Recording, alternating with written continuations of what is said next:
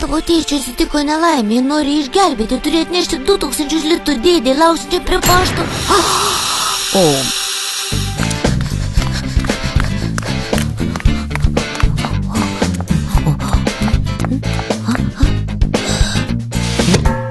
Sustok, nusiramink.